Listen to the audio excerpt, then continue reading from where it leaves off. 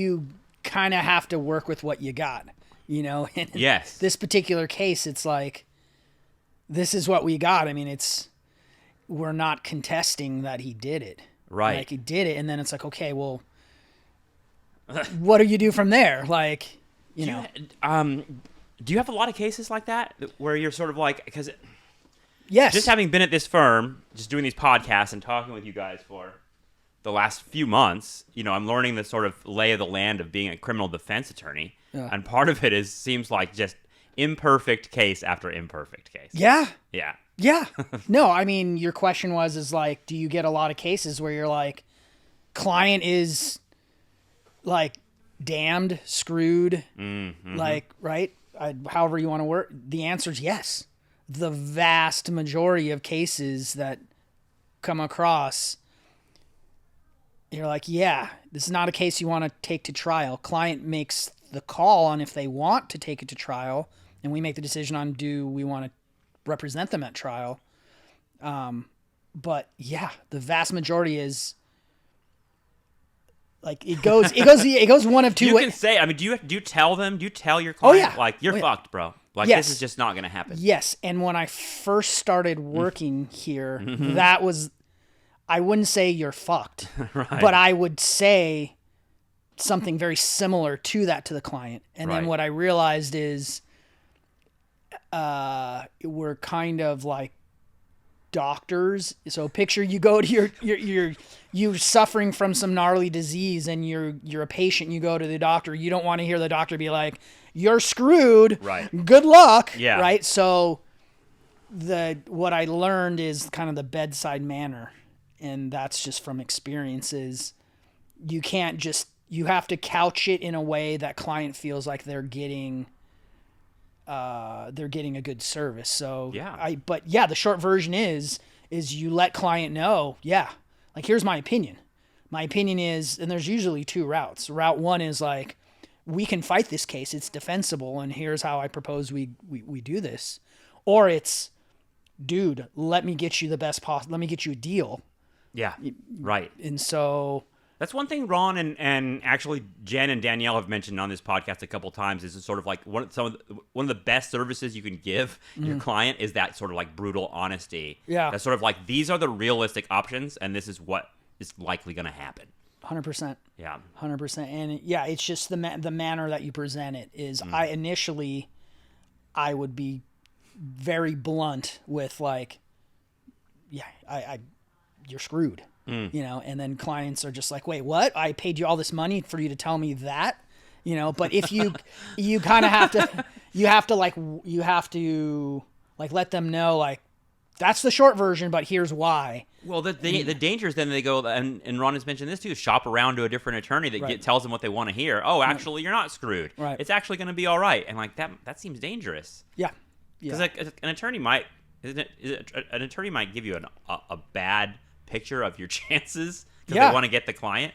Yeah. Yeah. Oh, 100%. 100%. And what I have found is clients, they value your honesty, but they want to see that you're doing everything you can to help them out.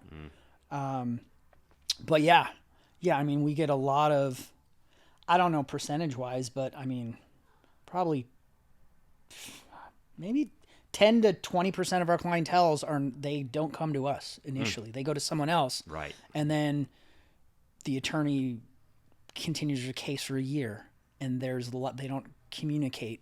The attorney doesn't communicate with the client. And what I found is client really values the communication. Yeah. So even if client gets the same result as they would with a shoddy defense attorney or a public defender, that as long as client you're open with the lines of communication with client. For example, this morning I have two minor vehicle code type cases. One was a hit and run misdemeanor, and then the other one was driving without an IID, an ignition interlock device in their car. He had a DUI and had to do so. From my perspective, it's very low level, but clients, it's their life, and I appreciate that. And so what I do is, there's a process is, I let them know, hey, I went to court for you today. And here's the process is, I entered a not guilty plea. And the reason why I did this was, to get your case assigned to a particular DA. So then I can talk to the DA about your case, and clients really value that, is because there's a lot of attorneys out there where they sign them up, the client gets the money, and then they don't communicate with them. And then, a couple months in, clients like, what the heck is going on? No one communicates with me. Like, I don't know what's like, so that clients, it's a huge value is knowing there's, it's just like a doctor. You go to a doctor gives you an initial diagnosis, and then that's it. Right. Right. And so it's it isn't like it's common from a lot of attorneys. They're swamped. Yeah, because it seems like if you're from the client's perspective, your attorney is like your helper. You're like, this is your partner in some way. And this is the person that's like standing in for you in some ways. Yep. The first time I ever went to an accountant to like take care of tax stuff for me after trying TurboTax myself and it getting harder and harder every year, what a relief it is to like have an expert be like, I'll do this. Yep. I'll do the forms for you. Yeah. Yeah. How did you get into this? Because I know you were a school teacher before this. That's part of the reason I really wanted to talk with you, Anzac, because I didn't know your whole history. Yeah. I knew your brother in high school. Did you go to Bueno High School too? I did. Okay. I did. When did you graduate?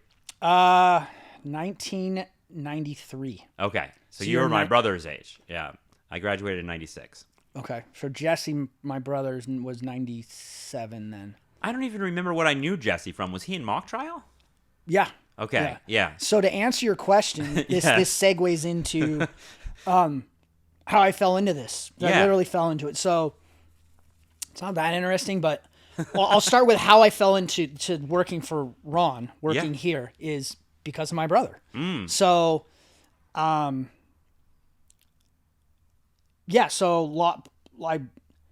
give you a little background on it. So, please. So the reason why I went to law school and it was because my dad was a lawyer and my brother was a lawyer. So my brother's younger than me, right? But he became a lawyer before I did because I was a teacher for a while and trying to figure out what the heck I'm doing with my life. Anyways, but some people are like, oh, I became an attorney because I wanted, social justice or, I became an attorney because I felt like my brother and my dad were smarter than me. Sole reason. Not like, because I recall this was, we're sitting around the dinner table and my dad is talking to my brother and they're using legal language that just went over my head. And I'm like, I want to learn your language. Like, I want to be able to communicate with you guys. Like, why don't I understand what's going on? You guys are smarter than me. I want to attain that level of knowledge. That's the only reason. So your brother Jesse did he go high school, undergrad, and then right to law school? He knew. Okay.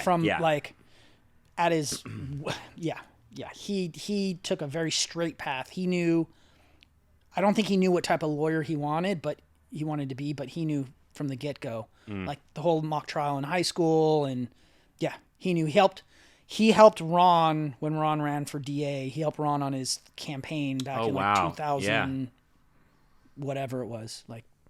Ron's built a big cohort in Ventura County, I feel like, through mock trial and through the time. Yeah. So, he was him. So, Jesse, I don't know if you knew Jeff Gavinman. Yeah, of course. Yes. Jeff, there was Ron Kurlander.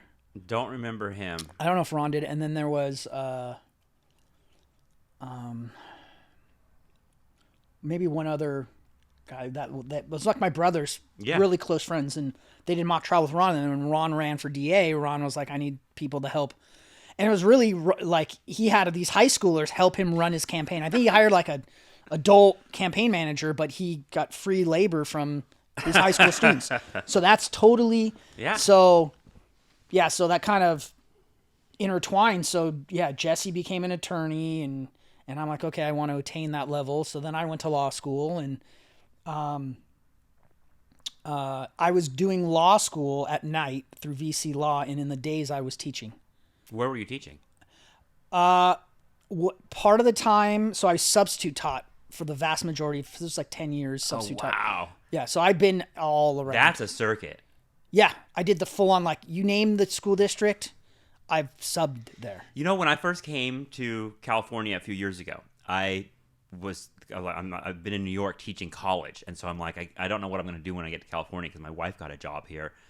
I took the CBEST, which is the test for like substitute teaching. I was like, I'll be a substitute teacher because I'm like that'll get me started and it'll get me going teaching in Ventura. But it was hard. Like I didn't get called at all. Like it was it's a hard circuit to be in. Yeah, I mean, I went from adjunct in college, which is already a part-time kind of thing. Yeah. And I think that honestly, like the substitute teacher circuit made me think like, wow, this is actually hard to even survive doing this. Yeah. And I started thinking about law school. Yep. Yeah, it was not substitute teachers. Yeah, it's difficult. I mean, I started substitute teaching like I started in my early 20s, right when I had graduated my undergraduate. And I did CBEST, and my mom was a teacher. Okay. And then she had, basically retired and then became a homemaker, and then we're all out of the house, and then she was looking for stuff to do, and then she went back into substitute teaching. And so that coincided with me looking for a job post undergraduate, early 20s, and she was subbing in Venture Unified.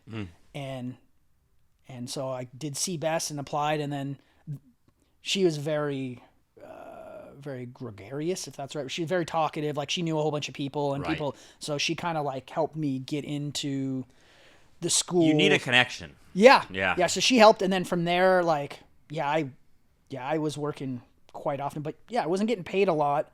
And concurrent with that, I saw my brother, do the law school thing. And I was okay, I want to do that. Eventually I did VC law on the nights. And I had, name the school district, I probably subbed there. And I had a full-time gig when I was going to law school through Fillmore Unified. And it was the at-risk kids at high school, like the continuation school. And it was self-contained, but you name the subject. It was 9th through 12th, and I taught like everything. And that was I really enjoyed teaching. It really gave me a sense of self-worth. Just, now this far along in my legal career, I get this sense of self-worth, like, okay, like I helped a client. The sense of self-esteem, satisfaction, I'm doing something that makes me feel good. Through law is the post-conviction stuff. Like where a client has been, client screwed up, client is convicted of whatever it is, and then they've turned their life around. And they hire me to like help clear their criminal history, get them off probation, reduce their felonies to misdemeanors, whatever that is. That makes me feel good, like they've turned it around. Where it's a good feeling when a client comes to you, regardless, I think, whether it's a client, a patient, or McDonald's worker, where they're like, hey, thanks, you helped me. Yeah. Like that's a good, but teaching, especially the innocent, the kids, usually it's the younger ones where you're like, oh, wait, I learned how to do, addition or subtraction. And they're like, you see the light bulb and they learn it, because you did it before. And it's such a good feeling. Just emails from students from years later that said, I really remember your class, or I really learned something. Those are it's corny, but it is, it's not at the same time. So I'm like, it's kind of everything. Yeah. Like whenever I didn't have that in my life, I feel lost a little bit. Like it's weird because you say like, oh, I didn't get into this for like any kind of higher purpose. Right. But in a way you kind of did. Because like I don't know, I found the impulse to be a teacher is often people have a sort of like, I don't know, it's like the people that are like, I graduated from college, I wouldn't know what I want to do, but I had a sense that I wanted to help people. Often end up being teachers. Right. And then, I don't know, I'm starting to think a lot about the connections between teaching and the law. It's there. Yeah. It is there. When you're... So I haven't done a whole lot of trials, but I just finished a bench trial, which lost, but such a good experience. But the jury trial, once you get there, especially jury trial, bench trial, not really, because bench trial with the judge, you're not really educating the judge. Judge knows, or thinks they know, what the rules are. But with the jury, you can cross over because you're kind of talking to the jury and you're like educating them on this one case. It was not child abuse, but it was charged with child abuse. It was basically, it was a misdemeanor, very low level, but it was like basically client was accused of like hitting his kid. No, like sexual. It was like the kid showed up with a bruise on his arm. Mm-hmm. And so just talking to a jury and kind of educating them, like, here's what the elements that the DA needs to prove are, and here's the element that I'm going to show the DA they can't prove this, and you're going to hear da-da-da-da. And you get that little feeling like, you make eye contact with the juror, and you're like, oh, he or she is listening. And you're like, oh, okay, like I'm educating them. There's a little crossover there. You've got PowerPoint presentations. Just watching this Jacob Calabozo trial that Ron is doing right now, and that is over by the time we put this podcast out. It's really like, oh, this is a 5-paragraph essay. Like, there's an opening statement and an introduction, and there's body paragraphs of all the evidence, and then at the end you give a little closing statement that summarizes everything. I'm like, this is the same structure as an essay. Yeah. The difference, and this is where Ron just had, it's like, I'm still like and that's what's cool about the practice of law is you're practicing, you're learning. Is the difference is, Ron, if you're like looking at like, I'm still I would be like a low level teacher in this whole realm of like, Ron is like like some of the stuff that he is able to talk to the jury about. For example, today he was talking this morning, we had defendant on the stand, and defendant's talking about his prior drug use and his prior relationship with his family and his mental health and stuff. For Ron to even get those questions in, prior to that, there's something they call motions in limine, where prior to the trial, you're talking to the judge outside of the presence of the jury. Right. About like what stuff you can even ask witnesses. And Ron is so good at convincing a judge that stuff can get in. Like, if I just, a lot of it's confidence, but it's also 100% experience. And so he was able to convince this judge to allow that stuff in. Where like, if I were there, there's a very real possibility the judge would be like, no, you can't talk about the client's prior drug use. And that's, for us to have any shot, we need that stuff in. Yeah. Because the whole case. Yeah. Yeah, Ron's got a sort of rhetorical style that makes you feel like it's common sense. Yep. Like, come on, it'd be ridiculous not to do this. Right. He's really good. And I mean, that it's crazy because I remember that from mock trial. Mm-hmm.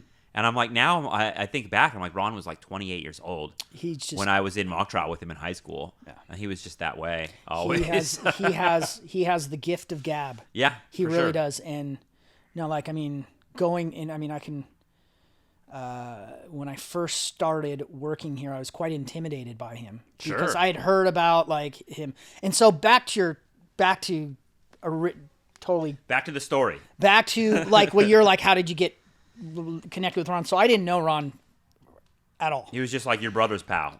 I don't know if I consider him my brother's pal. My brother helped him run his campaign. Right. And he was, so anyways, I graduated from law school. I wasn't like I wasn't 4.0 GPA. VC law, which isn't this high, this isn't Hastings or Bolt or like a great law school. It was, VC law. Yeah. But I mean, there's connections there, obviously. I remember because Ron was taught like a summer class, like how to run your own law firm or something at VC Law. Is this Ventura Colleges of Law? Yes. Okay, the one I'm going to right now. Yes. Right. Yeah. Okay. Yeah. Because you say VC, and I'm thinking of Ventura College. No. And I'm like, that system is totally different. Yeah. No, VC. Yeah. And I don't mean to. No, when Ron told me to go to this school, he was very honest about like what I'm doing, the practical sort of reality of this school as compared to others. Yeah. It's a route to a local law career, essentially. Yeah, but I mean, you're getting. There's professors there that are judges. Right. Mm-hmm. So, and then, DAs are so you get your connections. My favorite professor so far is a judge, Judge Sabo. Sabo. Yeah. Yeah. Sabo's very fair judge. Yeah. I remember when he was a DA, we had cases with him. So that's right. Yeah. So, but yeah, I mean, I wasn't this great. It was all, I mean, it really is. It's about who you know. And yeah, I mean, so I didn't, I have a life outside of law. So like in law school, like I wasn't the one, like I didn't, and still to this day, I'm not really into like schmoozing and going to like lawyer functions and stuff. And some people are super into that and you develop your connections a lot. Me, it was, I passed the bar. I was looking, so VC law, middle of the road. I was substitute teaching, not making a whole lot of money, but I had my bar card. Did you pass the bar?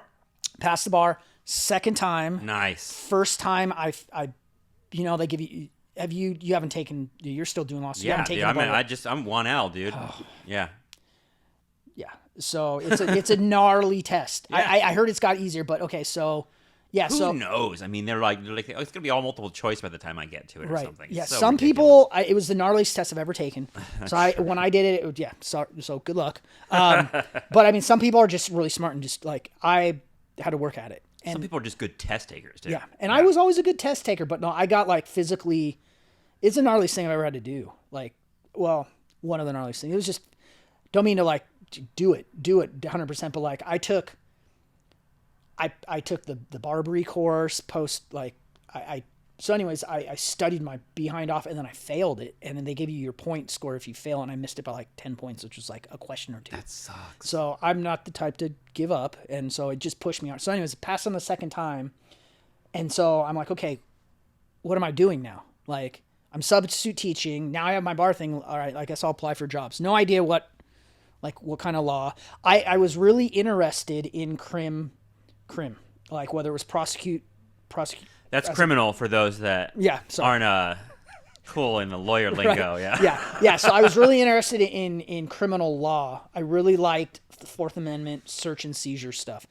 I've always like, and still to this day, like respected. Like I always put judges on pedestals, law enforcement on pedestals. Like that's just how I was raised. Like you respect these people; they know stuff. Right. So, anyways, so by the way, law school. Like I was going to try to intern with either DAs or PDs. For some odd reason, DA didn't even allow me to intern with them. So I interned with a PD. I was like, okay, this is cool. Public defenders. Yep. Yes. Local here. And so anyways, pass bar. And I knew two attorneys. Like I didn't, like one was Ron. By the way, so here's another background is, so my dad was alive at the time and he owned a small, estate planning he formed his own estate planning firm up in Ojai. Okay. And, a lot of paperwork, not a lot of court appearances. And I always thought it was boring as heck. Just like, why, like wills and trusts, like what the, I don't want to do that. Like I want, like, that's contracts. Yeah. Essentially. Yeah. Right? A lot of paper stuff. Yeah. And I mean, it was like, he had his own, his office still is around. So I passed bar and so I knew three attorneys, my dad, and I knew of Ron. I knew this other guy through like our local temple. So I went to my dad and I'm like, and so background is my dad, when he was lawyer stuff, me growing up, living in the house and stuff, high school and stuff, so boring. I'll never do what you do. Like, so then paper pusher. Right. So I passed the bar and I'm like, okay, now I can look for a law job. Like I really like teaching. So I was applying for full-time teaching gigs, but it was substitute teaching, not making a whole lot of money, living month to month. And I was like, okay, well, I'm ready to like establish a career where I can go on my vacations and like, have a modicum of personal dignity. Yeah. Like live a life other than like, how am I going to, pay for rent? Yeah. So I asked my dad, I'm like, hey, can I work for you? And he's like, hell no. Like, and I'm like, he was like, you need to figure out your own path. I'm like, okay, well, fair enough. I mean, maybe I should have been a little nicer to you and growing up or something. So my dad said no. And then, I shot an email out to Ron and then this other attorney, and, luckily Ron had a paralegal position open. And he was like, he's like, I don't know you at all but I knew your brother, and your brother was a smart kid and hard worker, and, you come from the same family tree. So I assume that you're somewhat similar to him. Ron's like that. He makes assumptions about family, a lot of values. Yeah. Yeah. So I met him for breakfast right across the street at the Vagabond, when they used to be open and had like a little breakfast place. And literally, like, I'd never spoken to a word to him. And I sat down with him, and he's like, I have this paralegal position. Like, tell me about yourself. And I said, well, I'm thinking about wanting to be a DA. I'm interested in crime defense. I'll take any position. He's like, well, he more or less hired me on the spot. Yeah. And I'm like, big step. And this is when I started working here. It was Ron. There was a civil attorney, and then a couple staff members. That's it. And got my foot in the door. In this house. Yes. Yeah. Yeah. I mean, he was already here. Yeah. That place next door was not ours. Right. Right. So it's expanded a lot since then. Yeah. Yeah. So and that was 14 years ago? Yeah. Wow. 2010. Wow. Yeah.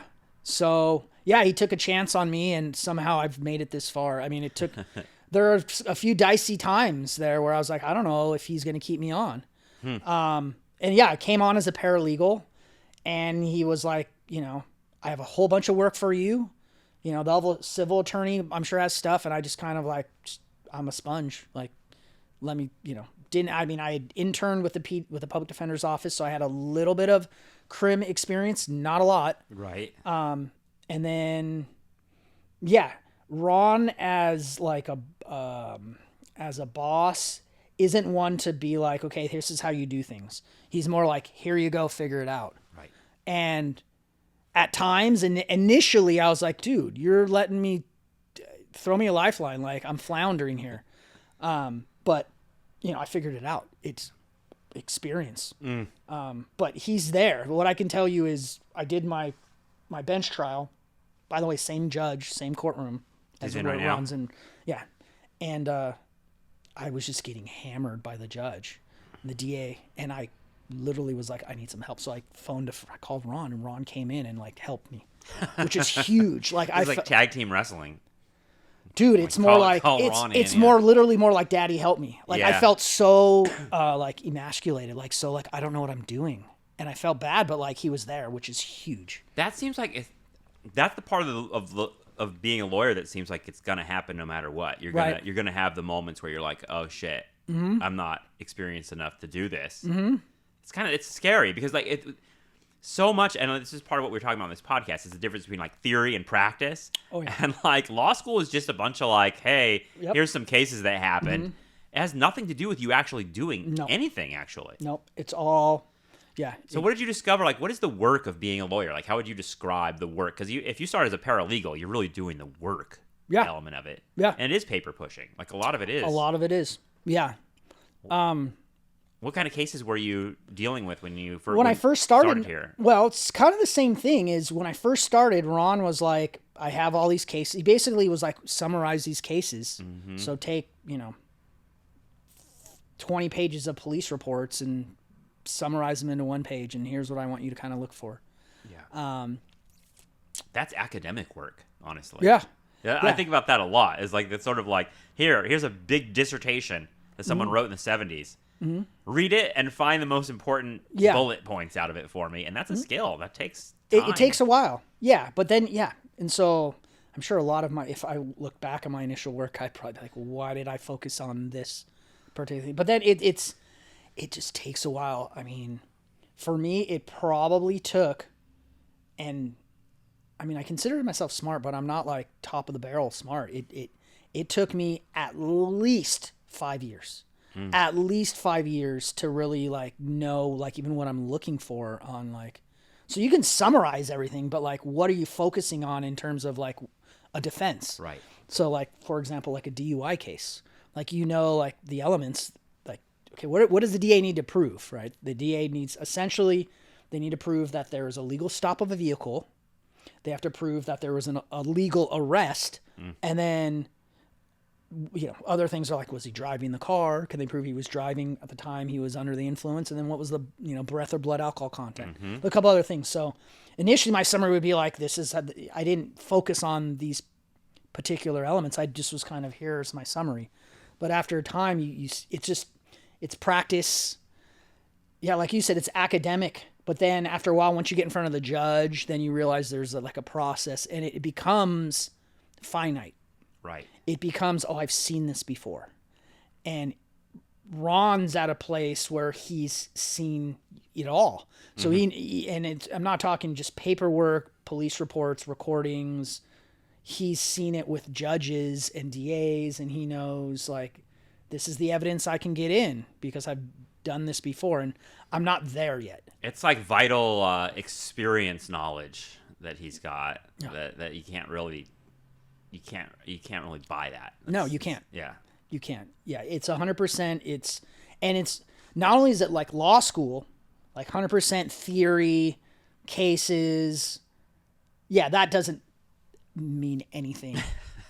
But what it does is it preps you for like how you organize your briefs and your summaries. And then it preps you then for the exam, and that the exam is completely separate from law school. So it's a whole different thing. And then that's what they keep telling us with the Barbary thing. This is for people that aren't in law school. This is a funny element of law school, is that they give us the Barbary, which is, I guess that's like a company. Yeah. Barbary that teaches you the law.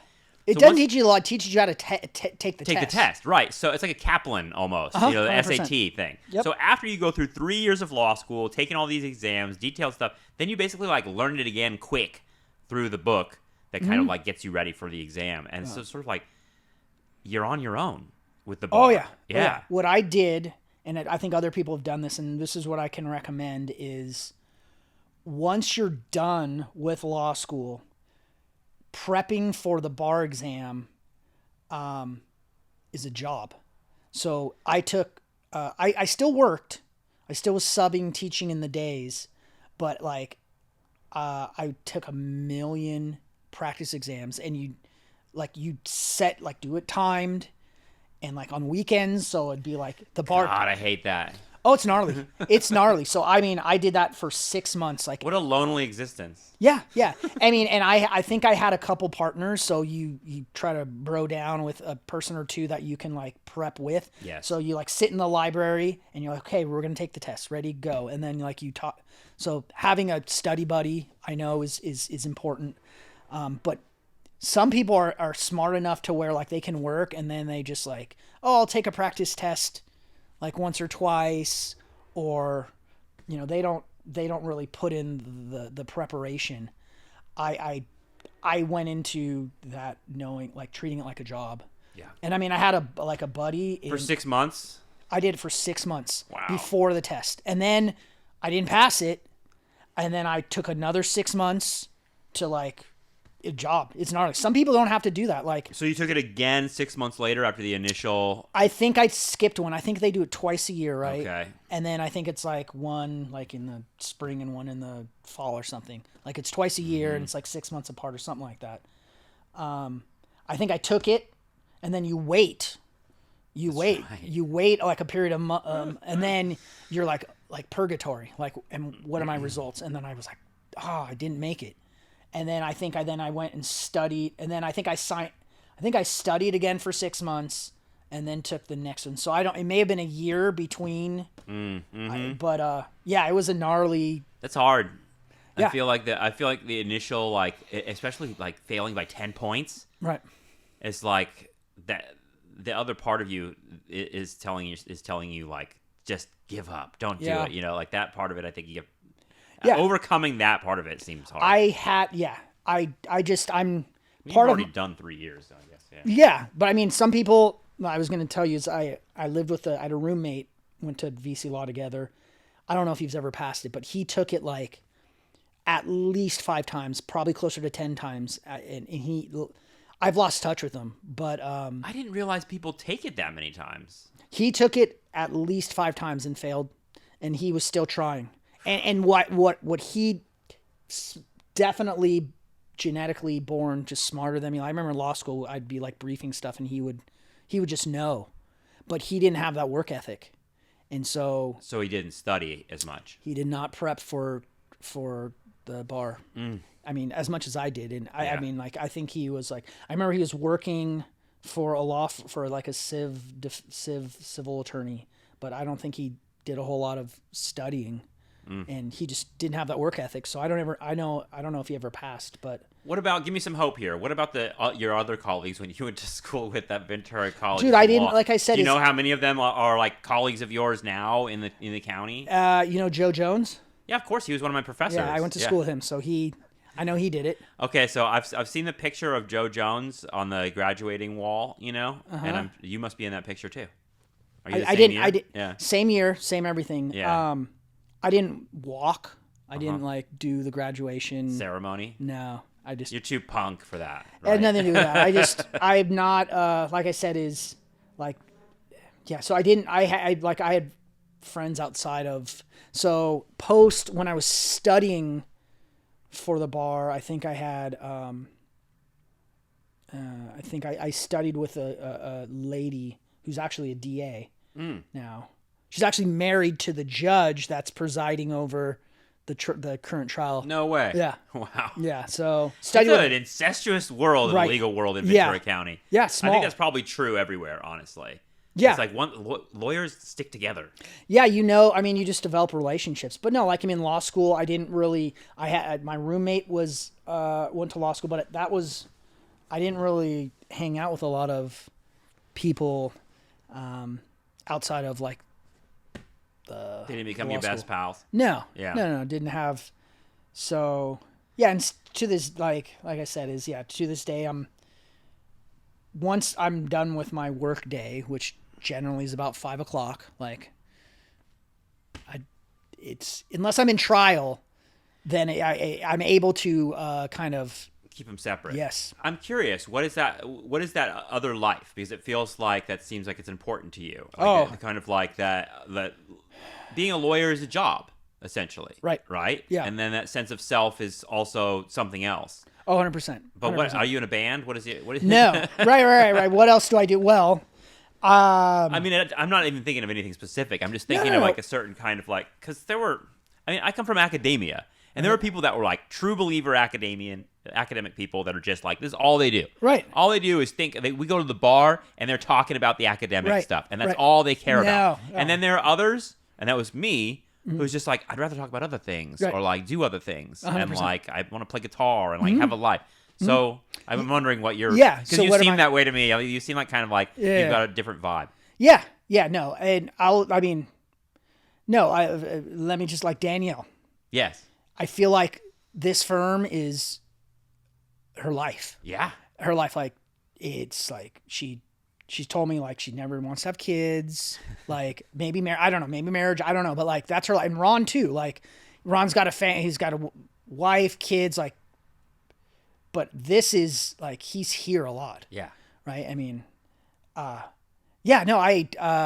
it connected to their sense of self in a way that's maybe more powerful than your sense. Yeah. Right. So, yeah, and I think it's just I have a feeling like Ron and Danielle, and I think a lot of others, they just knew like, hey, I'm going to be an attorney. Like this is like I never had that.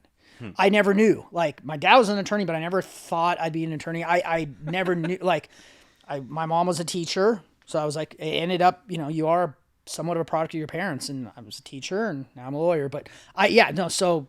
It's like the line between like what I do and who I am. Yeah. Right. Yeah. I mean, who I am, I'm an attorney, but like there's so many things like surfer, soccer player, husband, having a child, baby number 1 here in a few months. So, nice. Yeah. So, I mean, I live at the beach. So like, being associated with the beach and the ocean is like huge to me. I don't know why I knew that. You just like got the vibe. This is a beach person. Yeah, no, I mean that's an identity because I'm not a beach person. I love the beach. I'm from Ventura. It's always, but I'm not like that guy. Yeah, you like the sand. Oh, I love it. No, so it was like my wife's 40th on Thursday. This was should know this, Tuesday. So it was her 40th. And so I took the day off, you know, and like we just chilled at the beach. Yeah. It was so nice. Is she a beach person too? No, she's not. She's not. So no, I mean, so that like, no, I mean, no, she's not. She doesn't surf. She doesn't really like to even go in the ocean. No, she likes horses. And she has so I'd like to say in 10 years, I will be driving a tractor on a farm. What about riding horses on the beach? That's romantic. We've done that. Have you We've really? done that. Yeah, in Santa Barbara they have That's right. They do. which is super cool. It's Very super cool. cool. We like we went to Costa Rica and rented some horses and went on the beach in Costa Rica on horses. But yeah, I mean, 10 years I'll either be retired. I don't know how likely that is, and then like her plan is to, and I'm kind of riding her coattails, is because, I mean, if I were prior to meeting her, marrying, doing the pregnancy, having kids, I was like, I'll probably just work here for the rest of my life. Eventually, one day, maybe buy a place at the beach, you know, and probably just continue working. Now there's a possibility I may just, we meaning it's her and I'll help her, like, but it's, she was a professional hunter jumper rider. Wow. Where they like jump over. Right. On horses. Yeah. And so her family owns this really beautiful piece of dirt in Ojai. And it's literally dirt in Ojai. But Hey, lucrative place to own a piece of dirt, though. Right. Yeah. But it's dirt. So it's like, yeah, I mean, she wants to, she has her horse and then she's boarding another person's horse, but eventually it'll be a boarding training facility. But it's just, nice. You run the horses. Right. And I'll just literally be sitting there on a tractor and watching, which is cool. Yeah. I mean, you're kind of a nature guy, right? I love it. Yeah. I love it. So, yeah. Very interesting to me because it's like, I don't know. This sort of, I recognize the path. There's sort of like, I don't know if you use the word hippie, but there's sort of like, there's a hippie vibe at Bamieh High School. You know, of like surfer kids. I like, there's a church, a very particular kind of culture. I think that's at most high schools. Yeah. I mean, but yeah, stoner culture. It's just around, and I feel like a lot of smart kids in that culture that end up being like, I could go be a lawyer, but I kind of just want to like surf. You know, and I just feel like that's a very common. It took me a while to like. Oh yeah. I was definitely could be associated with that in high school. Like, why do I want to even participate in the world? Yeah. But I mean, and then I went straight high school to college, and I did the college experience. Like, I had no clue what I wanted to do. Did you go to Santa Cruz, or did you go to school? I didn't. I went to Davis. Oh, okay. I would have gone. The reason why I didn't go to Santa Cruz was because I thought it was too hippie, too liberal. Oh yeah. And then it's it's all just like drum circles and shit up there. My brother went to Santa Cruz but he's a civil litigation attorney for the city of Anaheim, so he, you know, it's a stereotype. And I totally was like, I'm not going to do Santa Cruz because if I ever do want to go in the real world and have a job, people are going to be like, oh, you went to Santa Cruz. Like, well, that's ironic too, because I knew so many people that were, I thought of them as like, oh, these are kind of like the stoner kids, hippie kids, but they all went to 4-year schools, and many of them went to law school. Some of them went to medical school. They were all, I look back now, and these were like the elite kids in some ways, even though I thought of them as just sort of like, I don't know, that culture, that 90s. There was a very 90s sort of like, I don't know, Grateful Dead kind of culture going on. And like so many people I knew from Bamieh went up to like UC Santa Cruz or Berkeley or Humboldt, and we're just doing that. Yep. And I thought of them as like, oh, those are all like just like potheads, basically. Right, and they're gonna burn out. And so many of them went to law school. So many of them like are hugely successful people now. And that's interesting to me. Yeah. No, 100%. Like did you ever know Josh Rosenberg? Yeah. You know him? So he was Jesse's like one of his best friends. These are all the Jewish kids, by the way, you're talking about at Bamieh High School, which is a small contingent. Yeah. So Josh married my sister. Okay. Yeah. So my brother's best friend married my sister, and he went to Santa Cruz, and he's like a really good doctor. He's an oncologist, and Yeah. So Wow. Yeah, I do remember him. yeah, super smart, like the nicest guy. Couldn't have thought of a better brother-in-law. He's the nicest guy, but yeah, no, 100%. Like, it's just weird how those stereotypes, and it's true, right? Like, every stereotype has a little kernel of some truth sometimes. Yeah. So yeah, no, that's the reason why I didn't do Santa Cruz. Is I was like, it's too hippie for me. Like, I'll get a bad rep as You'll be the guy standing there like juggling the sticks at some point. Yeah. And yeah. Yeah. So what did you major in college? History. So did I. Yeah. Davis. Yeah, I got fairly good grades, and I really liked U.S. history. I did, my emphasis was Latin American history. Well, how I fell into that was, so yeah, I mean, I just needed to pick a major. Had no idea, and I was like, history's cool. Like, I really enjoy it. I had a friend that was into it, and then I ended up my last semester. I went, so like Davis, landlocked, hour and a half from like the nearest ocean. And I was like... Near Sacramento, right? Yeah. And I was like, okay, I really love the ocean. Like, I appreciate it more now that I'm far away. And I want to surf. How can I combine, like, going to school and surfing? So I went abroad. Did an education abroad program in Costa Rica. Wicked. So I had to pick up Spanish. And, like, they give you a little test of, can you say basic words and stuff. And picked up the language. I went to the University of San Jose in Costa Rica, and my last semester there, and got to travel and surf out there on the weekends. So yeah. There's a bit of endless summer in you. If I could, yeah. So I mean, my dream is to eventually own a home here in Pierpont on the beach, and never have to work again, and just be a beach bum. I mean, I'm reading this book right now called "All for a Few Perfect Waves." It's a biography of Mickey Dora, who was this big surfer in the 50s and 60s. Actually written by a guy from Ventura, David Renson, and I'll have him on the other podcast. He's a really cool dude, older dude.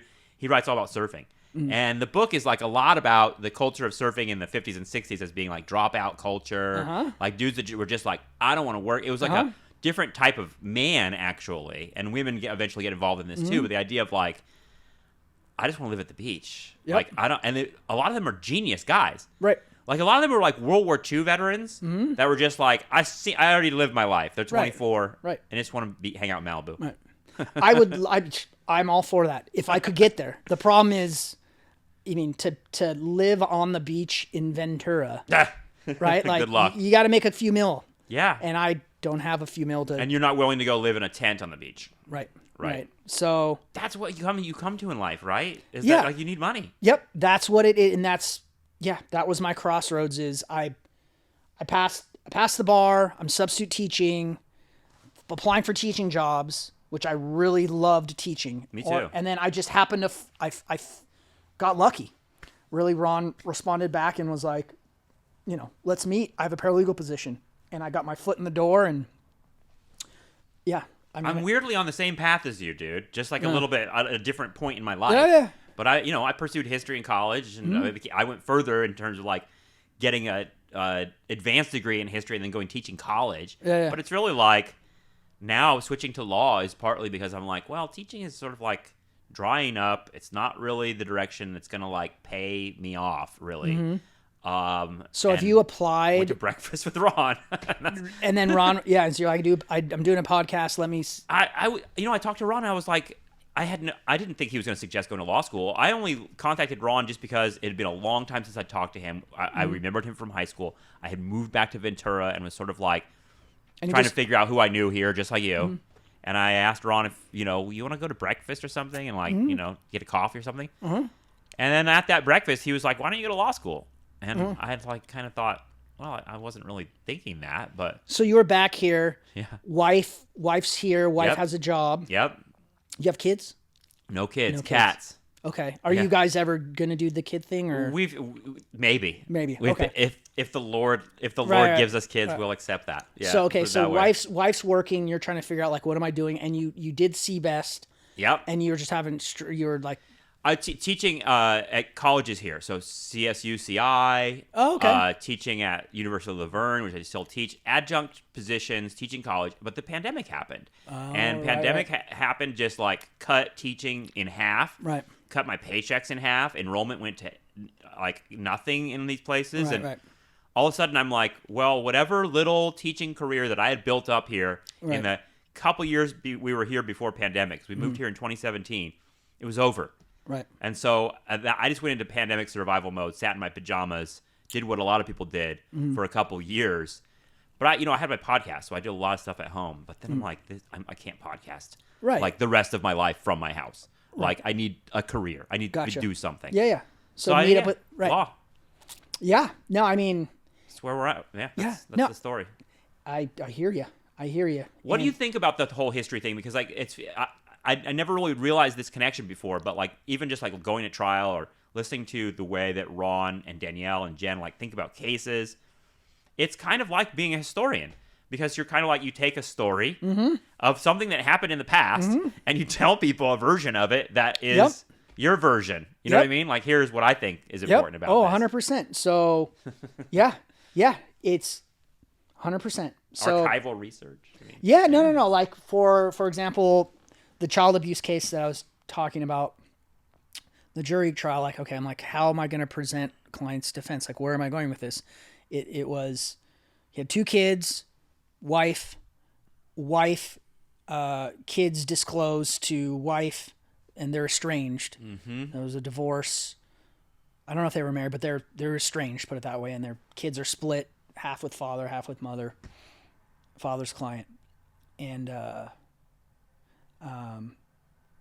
mother calls police and says, boy and girl, boy discloses that father hit him or something along those lines. And okay, well, how am I going to defend this kid? So anyways, the defense, and this is oftentimes this is a custodial dispute, and it was mother.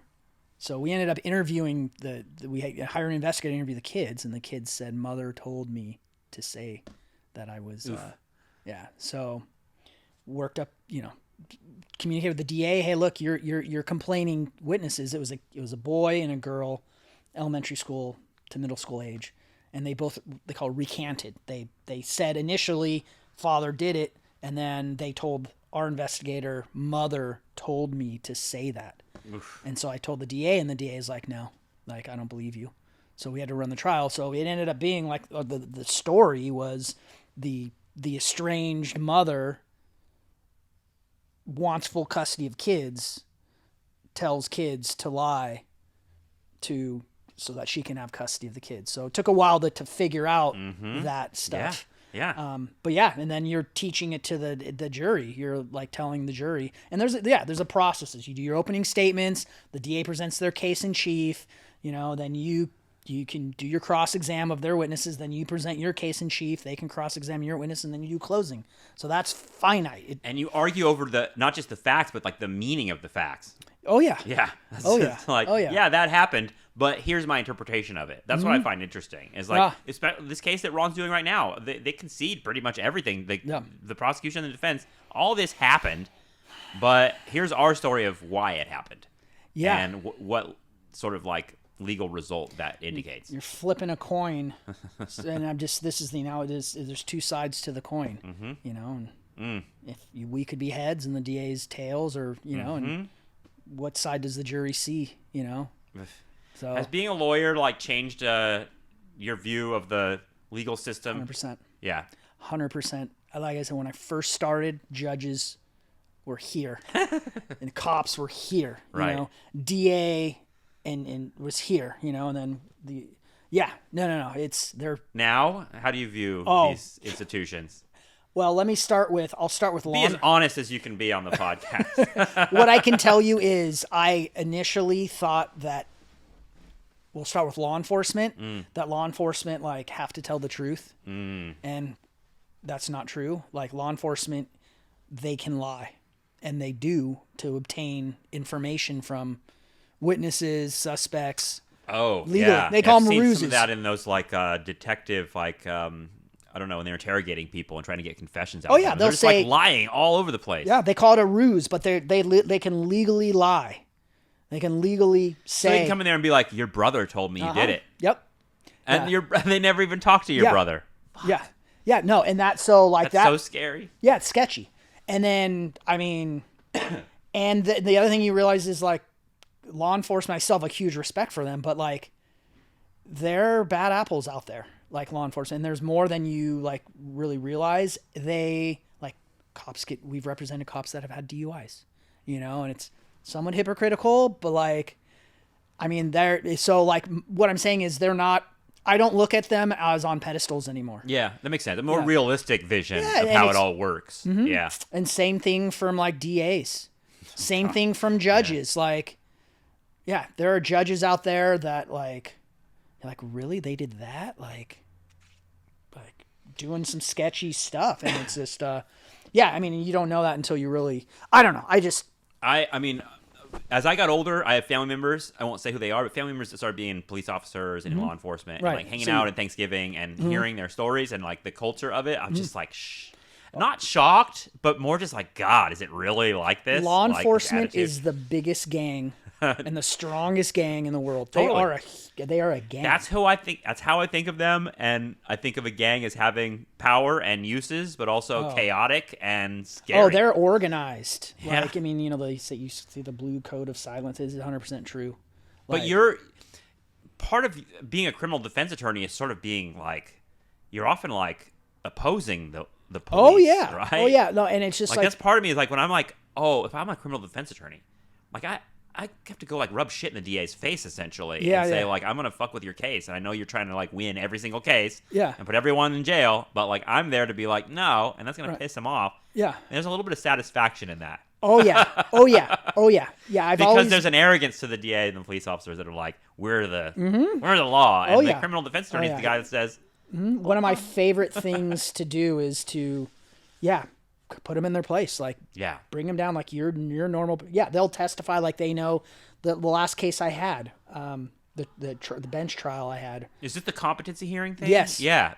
We'll wrap up here, but I wanted to get to that because Danielle and Ron were like, if you're having Anzac on the podcast, ask him about his competency hearing. Yeah. So what I can say, so we lost, which I disagree with, but it is what it is. But yeah, there was the main evidence was our client's statement to law enforcement, and the client, we had experts say more or less that his mentality was not, at the time he was 18, like his age was 18, but his mentality was like a 12-year-old, if not younger. And we had a cop on the stand, meaning the DA's main piece of evidence was law enforcement testifying, a high rank sergeant, I think sergeant or corporal, I think we'll say sergeant, was testifying about his kind of interpretation of clients' responses. And there was a point where he met point is law enforcement lie, and I caught him on it, but he testified that he thought that client was 18 when he was interviewing him, like his mentality was 18, which is when he said something along the lines of when I was in the interview with the client was with there were other people in the room. It was like his mother, his aunt, there may have been someone else in the room, and they had let law enforcement know prior to him interviewing that client was had a mentality of like a 12-year-old, and there were issues with his mind, like he had a developmental disorder. And he goes in there, and on cross-examination, he more or less said, we all knew. He said, we all knew that his mentality was under the age of 18. So I said, okay, well, you said we. Does that include you as well? To try to elicit, like, you knew that he wasn't of an adult mind, and he caught himself. And I looked in his eyes as he was testifying, and when he said, no, I thought he was 18, he gave me a look. And you had to be there, but the look was like, I'm not telling the truth. Because he knew that if he said that it would benefit the defense and harm the DA's case. Yeah. And so it was just like, oh, you... Ugh. Yeah. So... And at that moment, what do you... When you, like, have, like, this thing that happens unspoken with the eyes of these two men, you're kind of like, oh, I get it now. Yeah. Like, what happens next? Well, I tried to elicit... Like, I tried to ask, so you're saying that you... I mean, yeah, it was... He said it, and he's going to stick to that story. Yeah.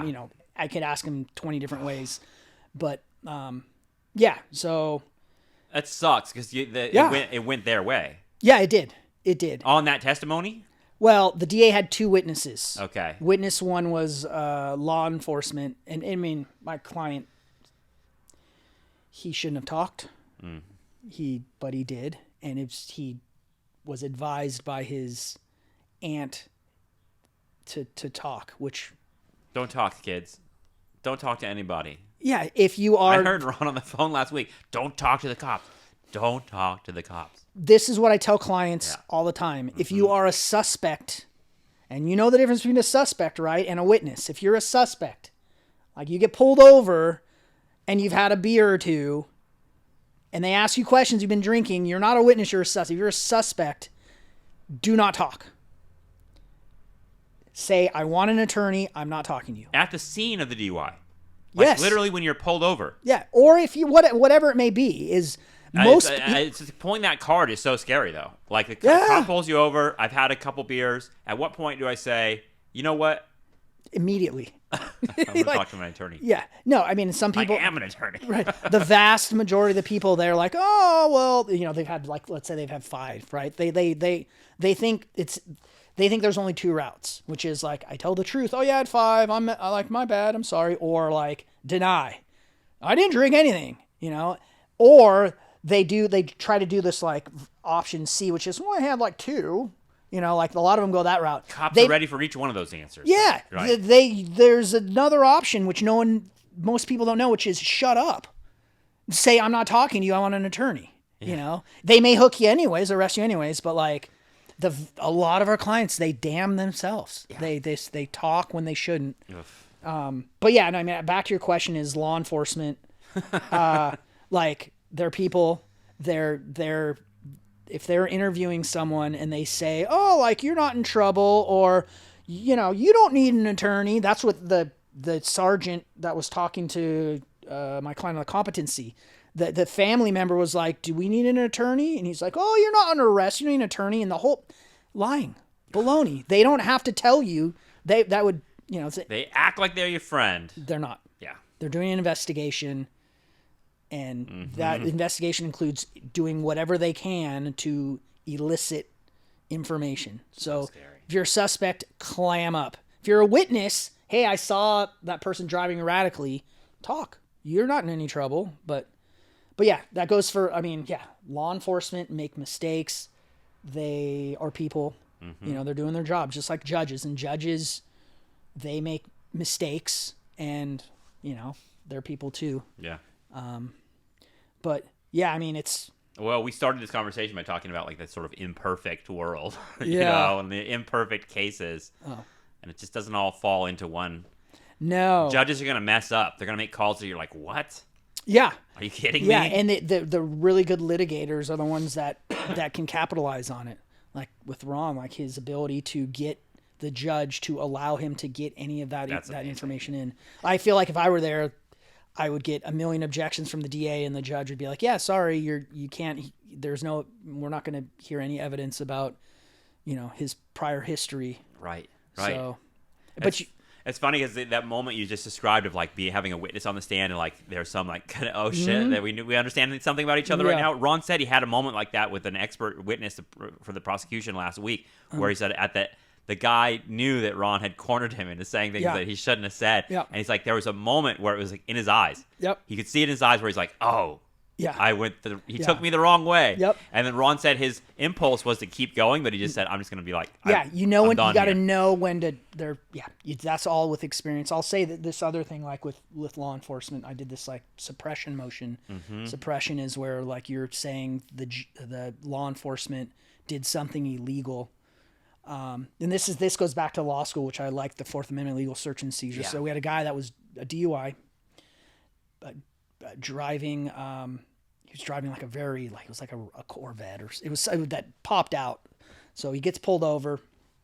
Cop pulls him over, writes in his reports, and so this was a CHP pullover, and CHP has dash cam, so you can see like why they're pulling him over. In his report, and the vast majority of the reports are like, you know, it's finite. It's Like if you're pulling someone over, he's driving in a serpentine manner, and he went from the number 1 to the number 2 lane, and he was swerving, and justifying the stop. Right. And then I look at the body worn camera, and the guy's driving perfectly fine. So there needs to be a reasonable suspicion that someone's committing a traffic violation or some illegal activity. Like this is like probable cause, right? Yeah. They call it reasonable suspicion to stop. Okay. It's probable cause to arrest. Okay. They're more or less very similar. I think reasonable suspicion. There has to be a reason that they're doing something. Yeah, right. Reasonable. However you want. I mean, reason. Yeah. Suspicion, right? Okay. Like that. Yeah. So probable cause it's more or less the same. Anyways, so I do a suppression motion, which is asking the judge to suppress all evidence that came as a result of the illegality. So I'm attacking the stop. So the cop gets on the stand, and he probably has zero memory of what happened. He's probably done a million stops since then, and testifies on his report. That's what they'll do. They'll look at their report and say, oh yeah. So I ask him, like, why'd you pull him over? And I go through stop by stop. I had it all planned out. So yeah, I totally cornered him. So I tied him to his report. And then I say, okay, I want you to look at this. And I stop it and it was such a good feeling to like, he was cornered. And of course his excuse, so the guy was driving fine. And his excuse was, well, you can't see the body worn the dash cam. I can't remember his exact wording, but it was like the dash cam is actually different than what I saw. And that's a weird. Yeah, that's what he had to go on because he was caught, and he was caught in his own web of. That must make them angry inside when these things happen. Yeah. That's what makes me nervous, dude. It's like you're sitting here like I'm gonna make this cop look like an asshole in front of everybody. Right. Well, that's what you want to do. Yeah. But it's also kind of like I need the confidence boost of being like I got to go do this because that's scary. It's super scary. Yeah. It's super scary, but you get used to it. I'm not 100% used to it, but I mean, you kind of become desensitized after a while. So like with this sergeant on the competency thing, I cross-examined law enforcement before, so I didn't look at him like I had if I had cross-examined a cop for the first time. Like I didn't look at him as law enforcement. I looked at him as a dude trying to do his job, and what he was trying to do is elicit information from my client, and that's a motion for another hearing. Right. But anyway, so yeah, just it was a really good feeling to have a judge. This is back to the suppression on the DUI guy. So the judge basically was like, "You're full of baloney, cop. Like I can see the dash cam. The guy was driving fine, and so case got dismissed because the DA had no evidence." So by the way, case got dismissed on this. Oh yeah, because I will say this: client was drunk. Yeah, he was DUI driving. But he was driving enough. The cop needed to it wasn't a legal stop, is what you're saying. Yeah. Right. So all the evidence. So like his breath. I think they drew his breath was like 0.1, like over 0.08, over the legal limit. They had reason. He did the field sobriety test, failed the field sobriety test. So we weren't going to win on an illegal arrest. We weren't going to win on like his blood or breath or blood or whatever his level of alcohol was below 0.08. We weren't going to win on that. So that was our shot, but everything that fell from like a constitutional issue, essentially. When you get to crim, if you take a crim law course, they call it fruit of the poisonous tree. So it's like if the tree itself is illegal, then everything that falls from it's also illegal. So I love that. Good feeling, really good feeling. That's what, and so like I said, that's what drew me in law school was like I liked the abuse of power. Like cops have so much power. They can just pull you over for whatever reason, and they can arrest. I mean, having your freedom taken from you, like being in handcuffs. And when you're at the Thanksgiving table with a bunch of cops like I am, hearing them laughing about this power. Yeah. And like really, literally getting off on it. Yeah. It's a perspective. Yeah. That's for sure. So to put them in check it's a good feeling. Yeah. That's cool. I really like that. We should end on that note. Thank you, Anzac. You're welcome. Really great talking with you. Yeah. Let's do some more DUI talk sometime. Fair enough.